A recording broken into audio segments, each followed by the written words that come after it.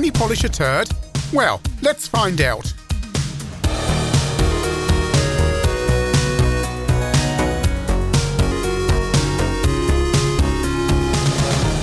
Last year I reviewed Mr Weems and the She-Vampires, a game on the Amstrad and Spectrum, which, didn't go down too well with me. Very slow, very poor, gauntlet-type game, and basically Piranha had reskinned their previous dandy game. And I was especially scathing of the CPC version for being slow and, rather rubbish. Now, Typhon, or as I refer to him, Typhoon, because it sounds less like an illness, from the ChinnyVision Discord, looked at that review and thought, perhaps I can improve that game, delve into it, improve the graphics, because I think there's a core of something decent there. And that's exactly what he's done on the CPC. The game fills two sides of a 3-inch disc, although the first side is purely the intro. And the game has been renamed to Reginald and the She-Vampires, or there's an alternate title as well, but this is a channel that's family safe. Typhon himself has done the code and the graphics, and Thanks Hell has done the music, and it's based upon Mr Weems and the She-Vampires. So get this lovely intro, reusing some of the original graphics. The fonts have been taken out of two other games, one of which is Super Cauldron, and I forget the other. And there you get shown Mr Weems and Reginald and Regina. And then you're asked to turn the disc over.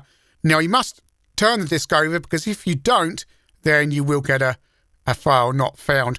But if you don't want to see the intro, you can just go to side B of the game, and everything is there. And he's filled up the full disc with this. So Reginald and the She-Vampires. So you get a redefine controls option, which is fantastic. You can also swap who you play, Reginald or Regina. Right, and it's so nice to have a redefine controls option. You can also go in their menu as well and change to a palette optimised for a green screen. We will see that later on. At level 1, get ready with some lovely new graphics there. Reginald, go get them. Kick their asses, lad. Okay, and there's Reginald, and he zips around. And you get some helpful things on the screen saying you need a key and so on. I think you can turn those tips off. But it doesn't half move compared to the original version, which is, a Spectrum port that is very, very slow, especially on the screen updates. Remember, it's still the core game code in here. The game itself really hasn't changed. Got split screen thing going on, so you got 4 colours at the top there, and the status displays in another 4-colour palette, which gives it a bit more of a... It separates out the score area better. You open the crypts, you shoot the baddies, you pick up the keys, you pick up blood to survive. And it is Mr Weems and the She-Vampires, basically. So we need to get another key. Another helper thing there. And this is what it looks like on a green screen without the optimised palette. And there, if you turn the green screen option on, look how much better defined the graphics are. Oh, and that's what it looks like in colour with green screen option on. Look at the contrast. I really like this colour scheme, actually. I was happily playing in it. But, people forget that some CPC owners still have their green screens, and they would like to play games on their green screens, and it makes a huge difference if the palette is optimised for green screen. And then we're back in normal colour towards the end of level 1. I'm not going to go through all the details of how Mr Weems and the She-Vampires works, because I've reviewed it before. Just like the original, when there's a lot on screen, the game does slow down, but not to such a huge extent as the 1987 game. In this remake, performance is much improved, but still not perfect.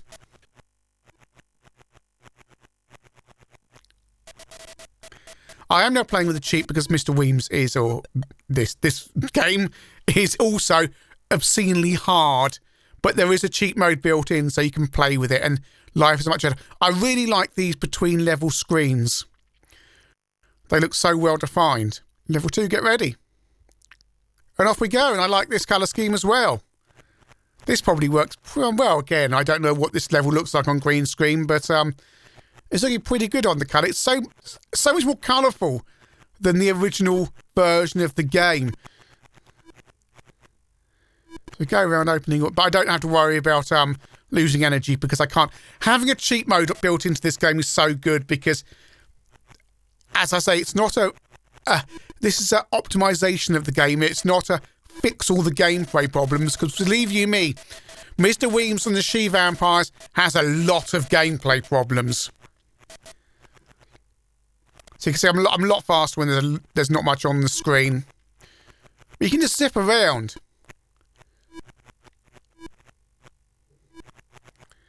And the graphics are far nicer. Your main character, Reginald, is smaller than the original Mr Weems sprite, I think. But it means he or the other character, she, matches the other sprites on the screen, so it's a better match. The sound effects are, well, basic, as Mr Weems was.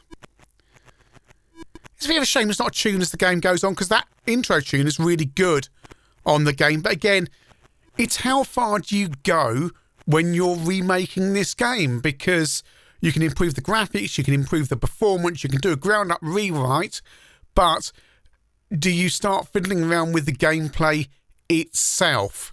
And that's always a big question. And how much can you fit in to make it work in 64K? All questions that Typhon has needed to ask himself during the development of this game. And the colour schemes between levels are really nice as well. This works really well. It just adds more atmosphere between the levels. The baddies are what they are. Typhon has improved the sprites, but they still move the way they did before. And you can sometimes have a little bit of problem getting through gaps there.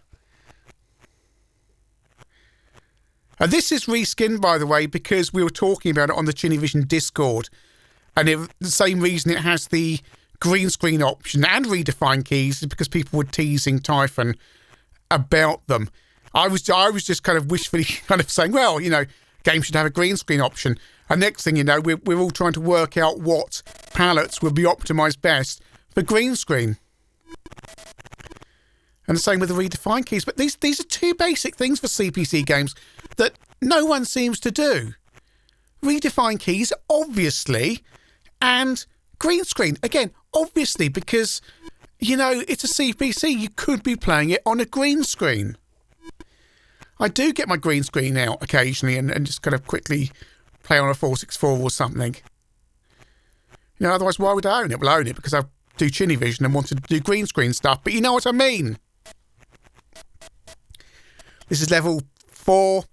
They are all much of a muchness. There is a bug in the game where if you fire like that and then change screens, you get the bullet appearing like it did there. I don't know if that's in the original. I assume it's a bug from the original game. It's got to be. You know, you're polishing up something that isn't very good to begin with. And the level of polish here is really good. But it's still Mr Weems and the She-Vampires. Right, so off we go again. The sprite does flicker a little bit occasionally. Again, I think it's when you fire. But nowhere near as bad as the original version did.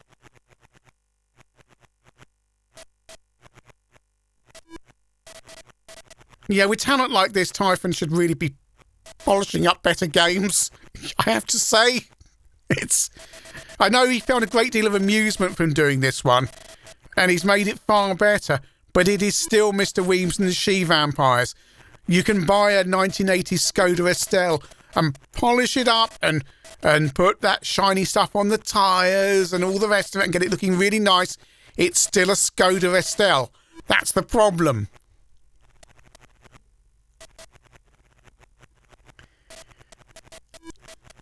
Right, this area was pretty busy.